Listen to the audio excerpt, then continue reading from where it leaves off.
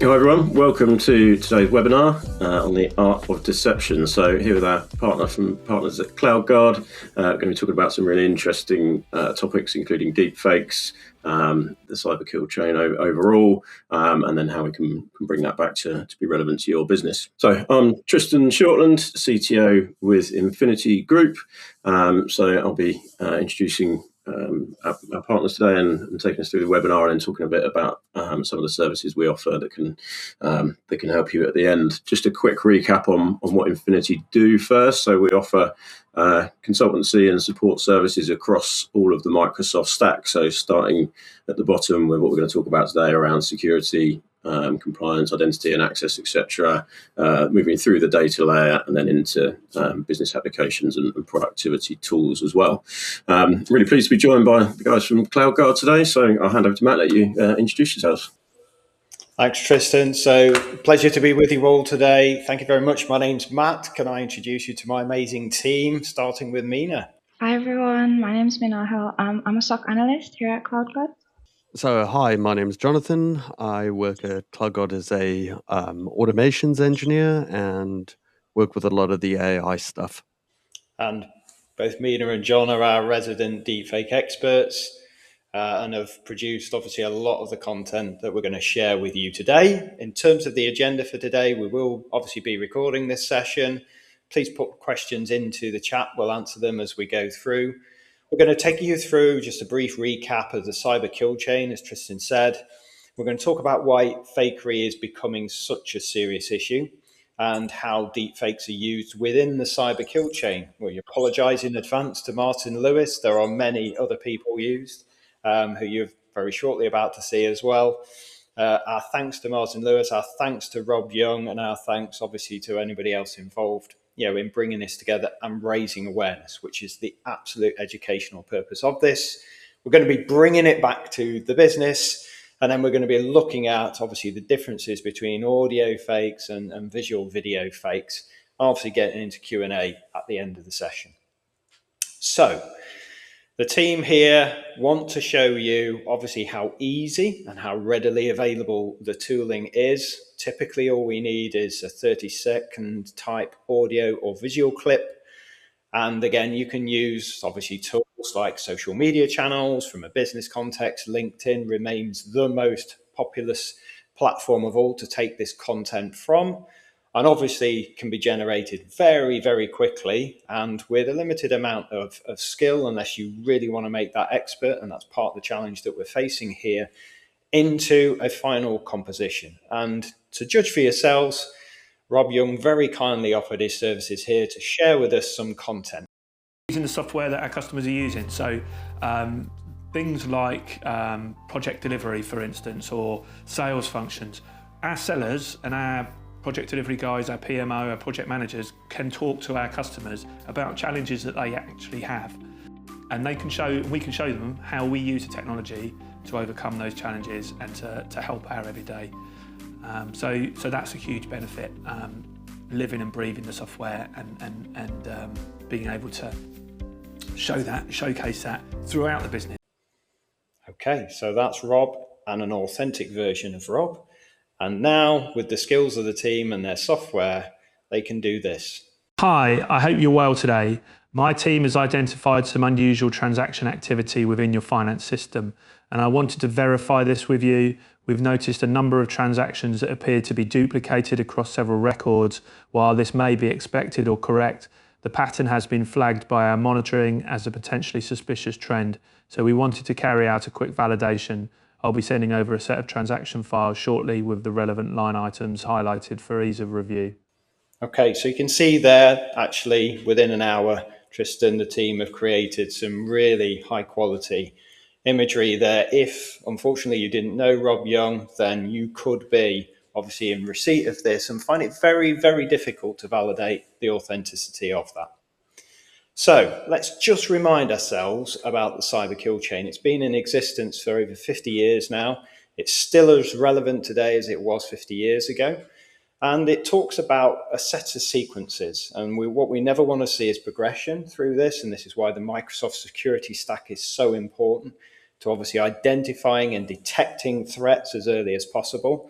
What we're seeing is real difficulty, in terms of the authenticity of both voice and indeed video content, more than images themselves. But you're seeing a tremendous amount of targeting and reconnaissance that's done in step one, leading through to really specific targeting where emails are being tuned to sit underneath confidence scoring thresholds that a lot of us use. Could be a Microsoft product, could be third-party products as well. But if it's successful and it arrives with the end user, there's a greater likelihood that they could obviously click on that and they've achieved step two in terms of intrusion into the business, or they could use a personal device as a different exploitation channel. And it's that crossover and it's that blurring between corporate and personal devices that is being exploited once we get to step three. It very quickly progresses in step four through escalation and into obfuscation or amplification now, which is commonly being used. So hijacking genuine accounts to actually amplify a fake message. And indeed, where we never want to be, it's a bad place to be, is in step 6 and indeed 7. So this is where we typically see data exfiltration and indeed some form of notification if there's some kind of ask from the actual attempt and the attacker's tactic or technique that they're trying to employ here. Now, fakery is becoming a really, really serious issue for us. So you can see here along the timeline at the bottom, 2023 through to 2026.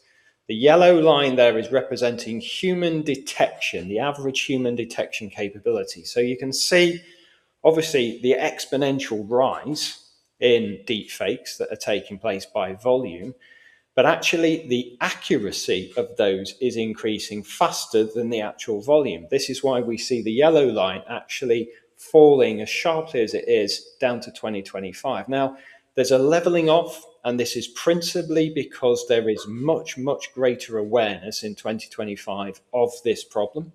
And human detection, although it is still relatively weak at 20% on average, what we're seeing is human detection capability and awareness of that and thinking about techniques to challenge the verification, the validity, the authenticity of that is becoming more and more prevalent. So what we are seeing is generative AI-led attacks are doubling every 3 months. We're seeing voice cloning still the primary attack vector that's being used. Deepfake video generation tools have increased 900% in the last 12 months. And that's correlating itself to a lot of face swap issues. That's increased over 700%. And they are freely available, these tools, and they're free to use. Photo Director, Cool, Face Fusion, Jog AI, etc. And the tools are expanding all the time. So actually trying to secure and stop people using this, and of course you can't if it's a personal device in some way, shape or form. It could be a browser-related plugin as well, is a really big challenge. So the plethora of tools available, the freeness of those tools, that's helping to accelerate the threat vectors that we are seeing here. And overall, this translates itself into the number of impersonation attacks and social engineering attacks. You can see in the red line start to increase very significantly in the second half of 2025 when we compare it to the first half in 2025.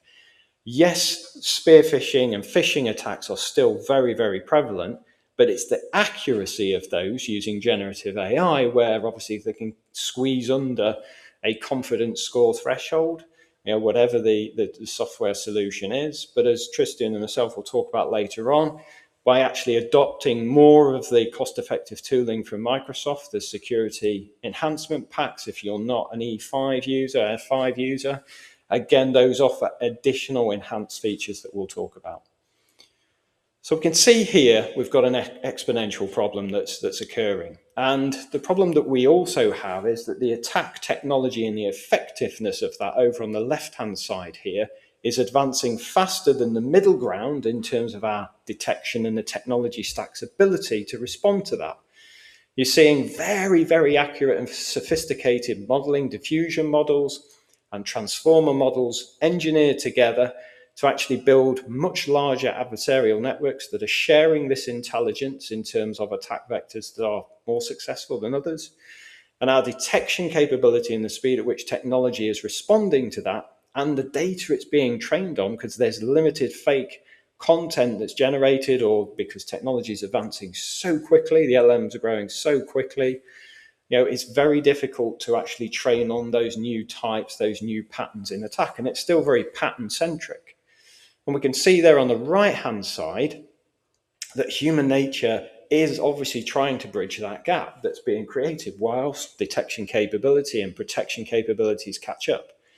So they're relied upon in terms of content, in terms of presence, and in terms of interactions to verify, because videos, as we'll see, and we've seen from the statistics, are more difficult for humans to detect more accurately than static imagery. What we're looking for is anomalies through all of this. So keep that in mind as we go through the webinar. Humans do overestimate their capabilities to guess the accuracy of content. 60% of humans are confident in identifying fakes, but actually the reality in their determination, particularly for highly sophisticated and accurate attacks, is a lot lower. And we're going to ask you to poll here in terms of what you think that absolute value is.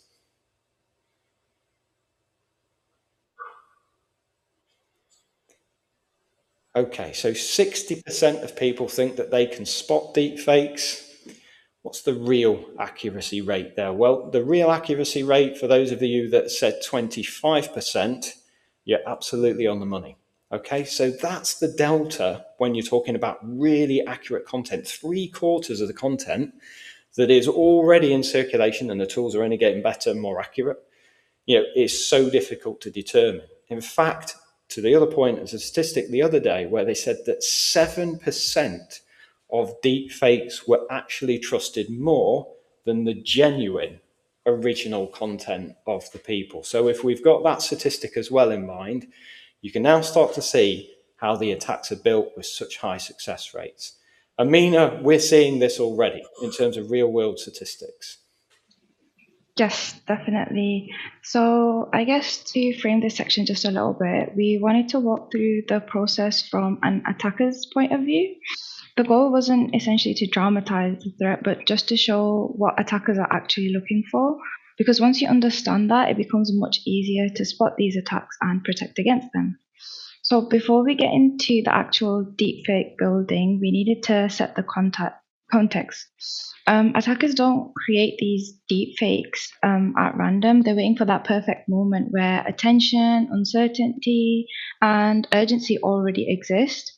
And like you said, Matt, it has already happened. And in our case, that moment was the UK budget announcement on the 26th of November.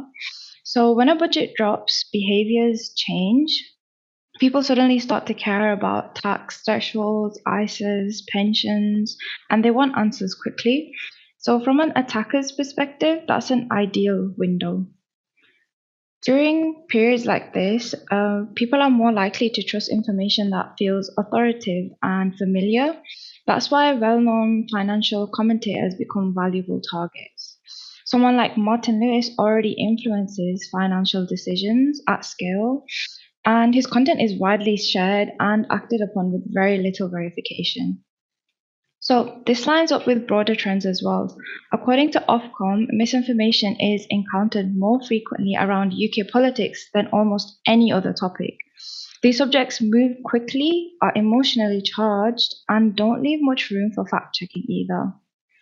So I guess from an attacker's perspective, the ingredients are already there. A topic that affects everyone financially, the budget announcement, an audience operating under uncertainty, and a trusted financial authority whose voice carries weight, Martin Lewis. That combination creates a highly effective attack surface, and that was the basis of the scenario we're about to walk through. But before we do continue, we just wanted to be clear that everything we're about to show is for educational purposes only, to illustrate how these techniques can be misused, but not to promote them. So the first phase is reconnaissance.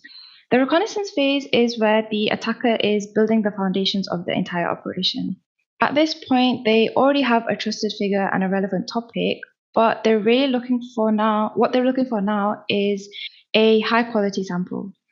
So public content makes this very easy. Interviews, TikToks, news clips, podcasts, all of these become audio gold mines, and these can be repurposed with very little effort. So, because our scenario is centered around the UK budget, we deliberately chose a video of Martin Lewis already discussing the budget. Essentially, the setting looks authentic, an office environment, a branded microphone, and it's a format that people are used to seeing. And it's also a good chance that the clip has already been seen or shared, which immediately increases the credibility. But most importantly, his tone and body language already align with the message that we're about to manipulate, which reduces the chances of anything feeling out of place. The second phase is intrusion. Once the attacker has gathered the right material, the next phase is asset creation. This is where the reconnaissance is operationalized. Everything we're about to describe was done using publicly available tools, and that's very significant. It lowers the barrier to entry very considerably. No specialist infrastructure, no bespoke tooling, nothing. Everything was freely available. The process itself was very straightforward. We started with extracting the audio from the original video of Martin Lewis discussing the budget. Next, we used a voice cloning model hosted on Hugging Face to generate a synthetic speech based on that sample. We cleaned that output slightly to improve the natural cadence, and then we lip synced the generated audio back onto the original video. Now that from initial concept to the finished deepfake, the entire pipeline took roughly about an hour, and most of that time was spent identifying and testing the tools. Actual generation stages produce results in minutes, in some cases seconds. So at that point, the attacker has a credible, scalable asset ready for distribution. So now that we've created the deepfake asset, we can put it side by side with the original. What you're seeing here is the genuine video alongside the manipulated version. At first glance, they appear identical. You have the same setting, the same presentation, the same delivery. However, one of these videos contains content that was never actually said. So we'll play both of these clips for you now. Big one here, big political one. The government is ending the 2-child benefit limit from April 2026. Lots of confusion about what this means. Let me try and plan it for you. Currently, if you're on universal credit and you have more than 2 children, you do not get any extra benefits for the additional costs of your 3rd or 4th or 5th child. Okay, Mina, so just for the purposes of the audience, this is the deepfake that we're now about to show you. So I've been digging through the details of the latest budget, and there is a lot in there: tax changes, energy support, pensions, benefits, the works. But let me zoom in on something many people might miss: savings. With individual savings account limits set to change in the future, it might be worth looking at a new savings limit fixed rate account. It is basically a way to lock in your savings now before the changes kick in. One option I came across is the Money Make product from Savings Expert CG. It is pretty straightforward and could be a smart move if you are thinking ahead. If you're curious, just search Savings Expert CC and have a look. And we know that Martin Lewis doesn't promote products himself, right? So it's important the audience do understand that this is for educational purposes. But, John, we can also take just a static image, can't we? Yeah, so this is where things get really scary. With the advent of the newer technologies, things, Sora, Quen, a lot of the newer models, you can start with a base image, and you can basically say, right, here is something that I want to animate, and sync up audio to that. It becomes a very powerful tool. You don't need to hunt around and do nearly as much reconnaissance as previously. And the results are very good. Again, for those worried about savings and ISA limits, the Saving Expert CG is the right account. Just Google it. Okay, so we can see there static image into deepfake. And again, if we know what we're looking for to actually understand the generation, the authenticity of that generation, then it is easier to spot. But you can see 2 angles there. The team have followed really well. taking actual footage from existing social posting, very common attack vector, and indeed take a static image and create it into a dynamic image. So then we get to exploitation. If we're looking at avenues of attack, how are you going to use your tactic? How are you going to exploit that with techniques? And here, Mina's kindly put together another angle. So we've done a LinkedIn post. We send this to genuine accounts. We could also use WhatsApp. WhatsApp is increasingly becoming a favorite source or channel to amplify this through, largely because it sits on the cusp of personal and corporate crossover. And again, it's just taking the box of human curiosity and amplifying what you want to actually post into these channels. It could be hacked accounts to start with. It could be a spray and pray across a multitude of WhatsApp accounts, other social channels, Instagram, TikTok, X, as examples. And again, look at this, right? Engaging that, getting the curiosity, the human curiosity, obviously, to engage and potentially to share it, because it's really difficult to understand the authenticity of the source that is underpinning it. And again, the amplification comes from uploading, shorts and reels onto different platforms, potentially using it to trend jack, as Mina was saying, really high value, trusted sources like the budget or the political events. Can be used as well, as we're about to see. And then using bots and faked accounts. This is why this is so problematic, why there's so much pressure on the social media giants to actually get a control, of the legitimacy of a lot of the accounts. And again, they're designed to humanize the interaction, to mimic human behavior in the channels. And that in itself then creates further amplification. And it's really difficult for humans. It's really difficult for the technology at the moment to authenticate the validity of that information. It's also difficult, and it needs to be easier, to report and to contain that information once it is amplified out at pace, as we've seen. And it's very, very difficult to actually identify manually from the image source for technology once we start to try and trace it back, because we lose, and the bots particularly scrape a lot of that information, or the source of the bot is as far as we can actually get. Mina, we also saw this probably just over a year ago, didn't we? Yeah. So I guess everything we've discussed so far might seem kind of theoretical, but like you said, it's already been done, and it's been very, very effective as well. If you could just play that audio for us. I don't give a flying shit about the Remembrance Weekend, and even more so don't care about next Saturday. What's important and paramount is the 1 million man Palestinian march takes place on Saturday. I control the Met Police. They will do as the Mayor of London tells them and obey orders. The British public need to get a grip of I run London. And once they understand and accept that, we'll all get on a lot better. Like I just said, and this is a private conversation, the Prime Minister meeting with Mark yesterday is a complete waste of time. The buck stops with me. Mark reports to me. I know we have Armistice Day on Saturday, but why should Londoners cancel the Palestinian march on Saturday? Why don't they have Remembrance Weekend next weekend? What's happening in Gaza is much bigger than this weekend, and it's current. So that was an actual broadcast sent out into Deepfake and generated a lot of high-profile comments, activity, and social discord as well, given the nature of it.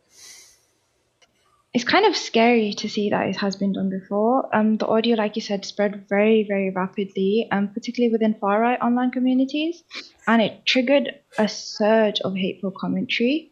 And I believe Sadiq Khan later commented himself as well that the timing couldn't have been better if you're seeking to sow disharmony and cause problems. And that captures this core issue perfectly. It wasn't a technically complex attack. It relied on timing, the context, and the assumption that people wouldn't pause to verify what they were hearing. And this is exactly why deepfakes represent a serious risk. They don't just deceive individuals, they can influence public sentiment, amplify division, and lead to tangible, real-world consequences. All from a fabricated piece of media placed at the right moment. Okay, so raises the question, right? In the UK, is there a law that protects people from being deepfaked at the moment? If you'd like to vote yes or no, we'll see what people think. Okay, so from a really fast-paced acceleration of this very serious threat, as Mina and John have been saying, the answer to this question very simply is no. There is no current law that protects people from being deepfaked. Okay, it's also very difficult to technologically trace who are the perpetrators of the generated content in itself. Two very big challenges there. Now, obviously, the legal side's got to catch up with where we are as a society. But obviously, technology has to close the gap much faster. So we progress through the cyber kill chain here, and we actually get into escalation or trust manipulation, as Mina was talking about there. This is where attackers are relying upon amplification from people who are accepting of the information at face value.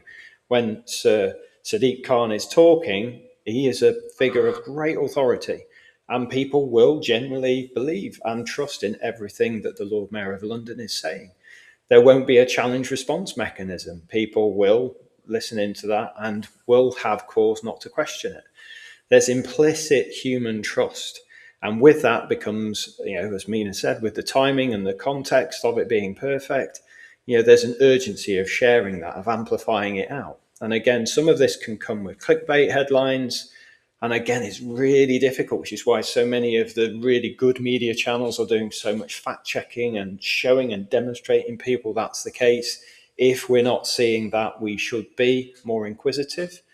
It's being heavily mentioned in discussions, okay, but again, that could just be amplification. It's very difficult to see the underlying sources. And at the moment, it's particularly familiar voices and very topical, particularly financial, as Mina and John were saying, events that are driving the timing, the context, and the effectiveness of this. So attackers don't need malware in this instance. They're using psychology. Verification for us humans can be very, very difficult. So take the time to verify and double check something you're in receipt of. And escalation can happen rapidly once everything and the timing works for the attacker. So again, be mindful of this, obviously, when things are being amplified, and understand how to check it. What we recommend here actually is the SCUM methodology. So understand the situation. If there's any elements of urgency and criticality, those two are typically combined together. And there could be some monetary aspect to this that would come. Or it could be the attacker is just using this for amplification through trusted individuals to compromise their accounts and get into bigger and wider trusted networks that they belong to. So again, that will lead at a subsequent stage to monetary action. But use SCUM in terms of checking that and understanding if any of those variables are there, you should be more inquisitive and more questioning of the material.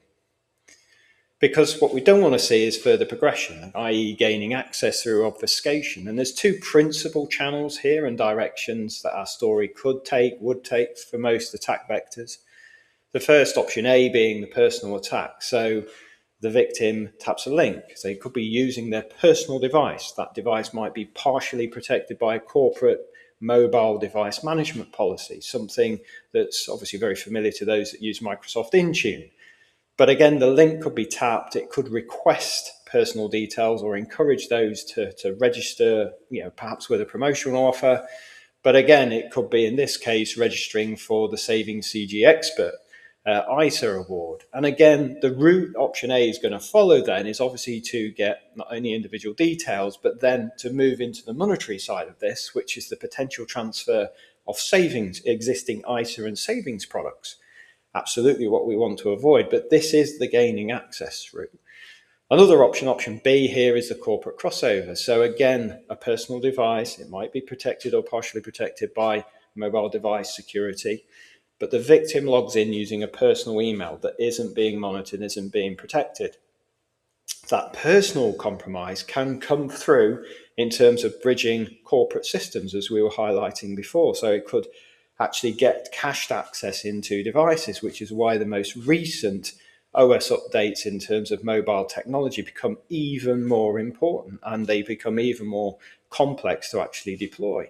but refer back to that Insta image where it's so difficult for us to actually look at the authenticity or the originating source of that material. So it's this blurring, as we said very early on in the webinar, of personal devices to corporate sessions and data, which is being specifically targeted to accelerate deepfake accuracy and success.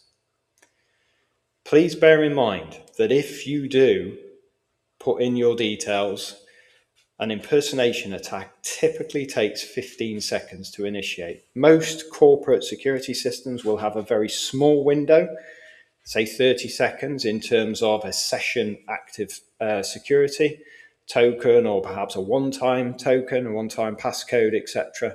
And again, the attackers know this. They use automation technology to actually, launch a volume-based attack, looking at, trying to get into that account with those credentials at that point in time. So if you do very swift action, if you've got any suspicion about where you've just entered your details to, please escalate that to the relevant teams, security teams, and contact details that you have with a voice call.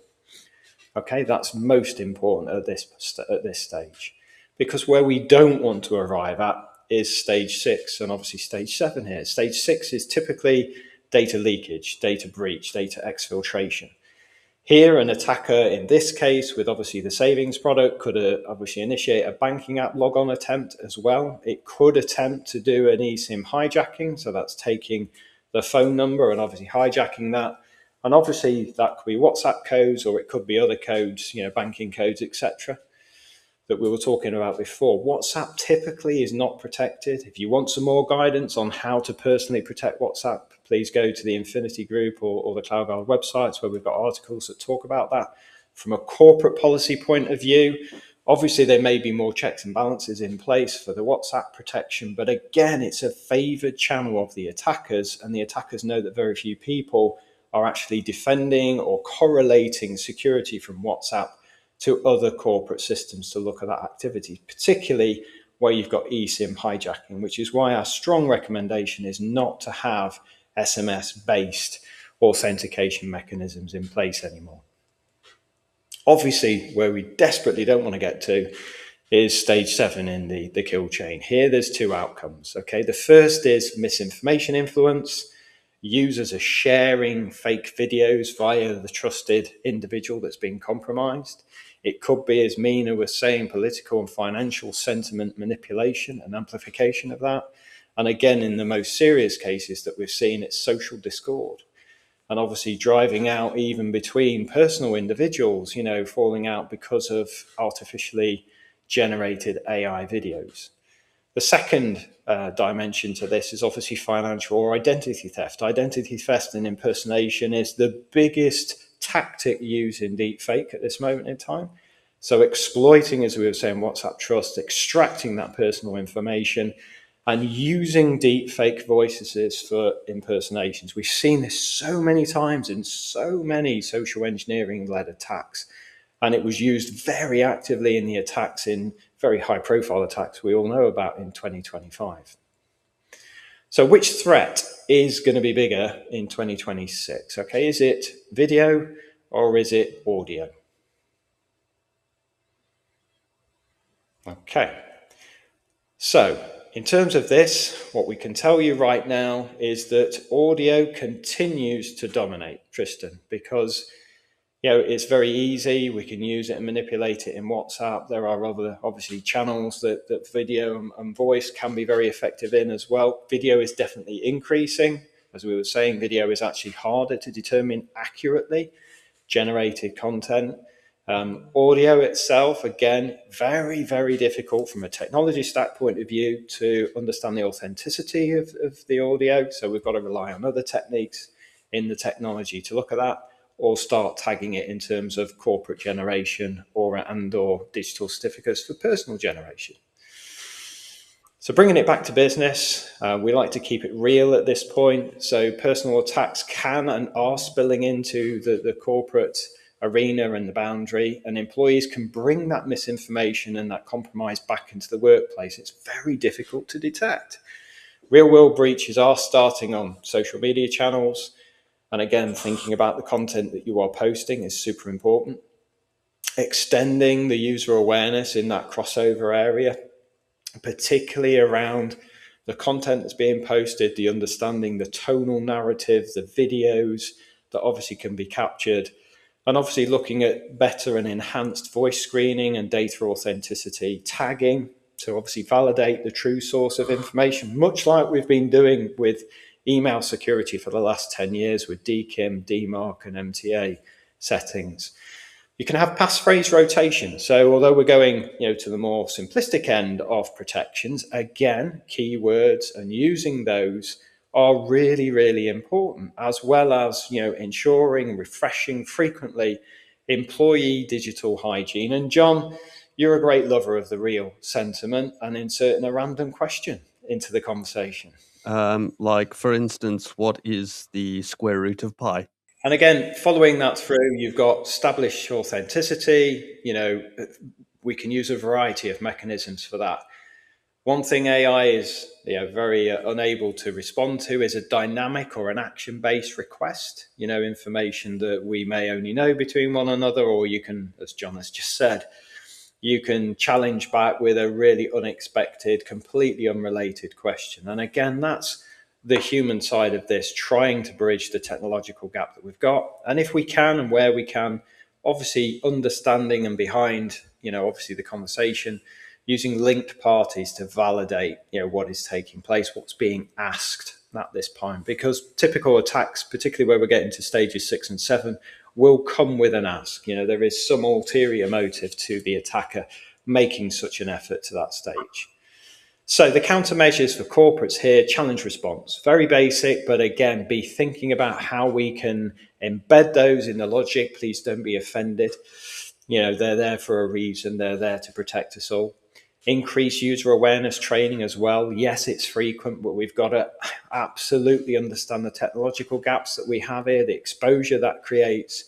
And again, until the gap closes, where we need to, as humans, obviously be super vigilant and make sure we are not sharing, our credentials, our identity, our MFA properties, etc., with any applications unless we've validated the sources of that. Okay, because deepfake detection tools will improve, and they will improve quickly, but there's a gap. We need to embed, if you're not already using the Microsoft security portfolio in Microsoft Defender Suite, in Microsoft Sentinel, you've got the end user behavioral analysis to look at out of band correlations. If you're not using analytical rules in that space, please feel free to reach out. We're more than happy to guide, help you, and provide best practice information in that area as well. The other aspect to this, obviously, as technology begins to close the gap, is the behaviors, right? So from an out of band point of view, as we were just talking about, Tristan, we've obviously got Microsoft Sentinel as a great product, and that can start to correlate not just between assets, endpoints, and MDM policies with Intune, but in the wider ecosystem of the Microsoft Security Suite. Yeah, and I think it's an interesting point, Matt, in that a lot of what you talked about there is very sophisticated, and I think people think that the tooling and technology to kind of detect and prevent this kind of stuff is the reserve of enterprises, but Microsoft have introduced it across pretty much their entire suite of tools, haven't they, with the business premium security add-ons as well. So I think it's important that people understand the capability in terms of the tooling they've got now, and what's available across small to medium to enterprise licensing. So there's plenty of stuff out there that can help. And feel free to reach out. We can explain very straightforwardly, very quickly, the benefits of that Microsoft Enhanced Security module you can put on Business Premium and also on the E3 or F3 suites. The capabilities it enhances in terms of AI detection, the out of band and the behavioral analysis that it can also allow you to take into ingestion and then to use to actually trigger more suspicious behaviors. This isn't necessarily information or emails that are marked as malicious in terms of confidence scoring. But again, as we get into data source tagging, data source creation, lookup. So actually getting technology to come back again to look at the originating source of where the material did come from. And obviously, as we improve it, getting through belt, the trace and the test of that authenticity. So actually getting automation to be doing more of the heavy lifting in that respect. In the meantime, we need to rely more on the human protection side. So looking at Cloak, as we've talked about, very basic mechanisms of challenge response, links between individuals or requests that are being made, whatever it is, take your time, right? Overt is a key aspect that attackers are relying on bypassing critical thinking. In the human side, if we take our time, we've got more time and feel less pressure to validate what's taking place, particularly where you've got action-based requests. Okay, there is no offense to be taken in anybody saying, I just need to validate that. And if it's genuine, nobody will take any offense to that. People have to understand we've got to be more cautious. And there could be a mechanism for keyword or passphrase, usage within businesses to obviously complement technology enhancements that are taking place on the left-hand side. And then we get into, obviously, if you don't have the capability or the skills and the resources, Infinity Group also have a security service, Tristan, to help customers.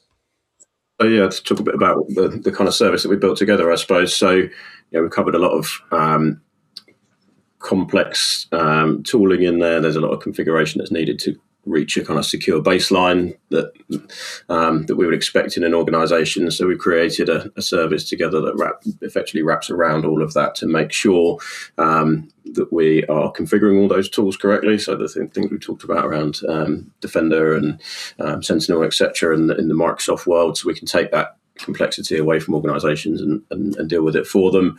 And then the service that sits around that, so we can make sure, as you mentioned earlier, how quickly those attacks happen. You need someone to call to then go and deal with that stuff, right? So we can provide that as a service for our customers, leaning on automation to speed up that process, but also always learning. The things we've talked about today are moving so fast that it needs to be our job to stay up to date and current and understand what the new and emerging threats are and how we can protect our customers from those. So for us, it's really important that we can provide that as an end-to-end managed service, starting with and maintaining that security baseline, and then providing a set of services that sit around that. Absolutely. And again, coming back to that 15 seconds, it just demonstrates how quickly the attackers and how the attack will evolve. And you've got to be, I guess, mindful and confident as a business to manage your security, outcomes to the same level of responsiveness to detect it as early as possible in that cyber kill chain. And those attack patterns will vary across the industry sectors that you see. And again, it's having security experts like the combined Infinity Group and CloudGuard team have, that then look and understand the nuances, in the threat levels. They can correlate across different businesses and obviously from threat intelligence sources that may not, necessarily be part of standard security tooling that customers have got today. But again, use that to enrich, to obviously provide greater context to an issue that they're seeing, and understand that actually is something that's more suspicious and warrants further investigation.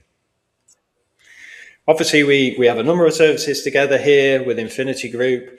These cover professional engagement, so health checks, incident response, gap assessments, security gap assessments across the Microsoft portfolio. What we often see is that Microsoft has great protections, but customers often have other cloud services. We provide the same services across multi-cloud. We bring that back into the Infinity Group SOC, onto the Microsoft platform, so there's a single source of truth and service that you're receiving. We've obviously got the protection services there from Microsoft Defender and the Defender suite, Defender for Cloud, Defender for Identity, Defender for Storage, and again up into those customers that need further security, say around vulnerability management, email security, purview security, and obviously brand and identity protection there. If any of those are of interest, you'd like to explore that, please feel free to reach out to the Infinity Group team.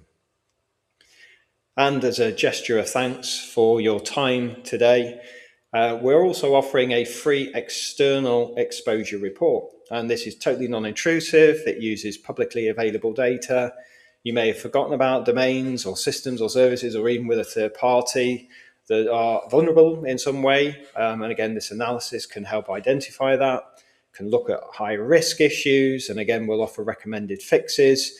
And you can talk to the Infinity Group team about how you could make this a continuous, giving you more peace of mind and confidence service in terms of understanding how things, as they always are, constantly evolving and changing.